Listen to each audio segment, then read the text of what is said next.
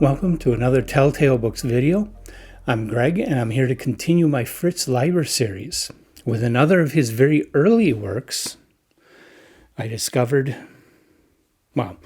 discover it. Other people knew it before I did, but I didn't know about these until I started digging around, and I found out he wrote all these stories before he wrote any science fiction or fantasy. So I'm still working on those. I'm on number 4 now. A short story called Children of Jerusalem. And what he did is he wrote these for a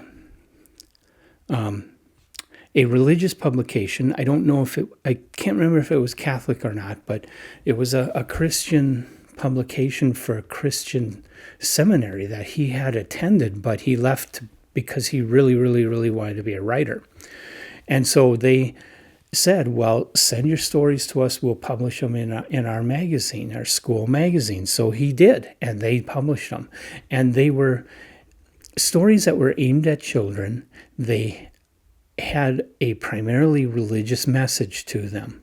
So very different from, if you're familiar with Fafhrd and the Grey Mouser, these are very different stories from that.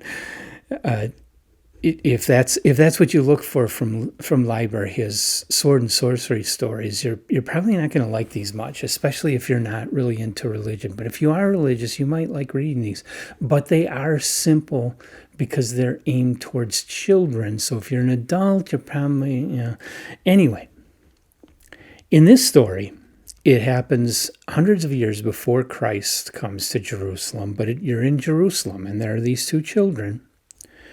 And they like to play out in their garden. They like to play at being the king and queen of Jerusalem. And one day they find an old man who's kind of beaten up and weak, and they bring him into the garden. They give him a little food and water. And the old man, as he's leaving, says to them that the children will rule Jerusalem. Of course, obviously meaning that as the old people grow old and die, the young people grow older and take power and have to make the decisions for their society. But it is a good lesson that these children were not really just play acting, and that they also needed to play act not at conquering and enslaving, but rather helping and improving in order to become good rulers of Jerusalem. So it was definitely a story with a message. It was very short, very religious, but it was good. It was well written. The characters were good. It was enjoyable for what it was. So if you just have to read everything by Leiber, look it up. I found them in Strange Wonders, a collection of rare Fritz Leiber works, edited by Benjamin Shumisky,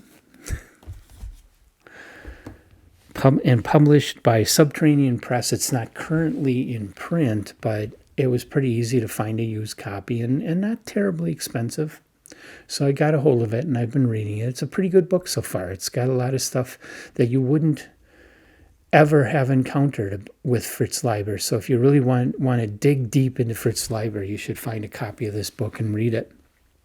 And of course, read Children of Jerusalem. If you've already read that, or you have any other thoughts or anecdotes or anything about Fritz Leiber, please leave them in the comments for everyone to enjoy.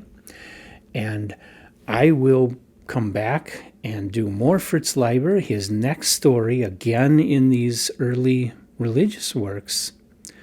It's actually a sequel to an earlier short story. This is the further adventures of a balloon coming up.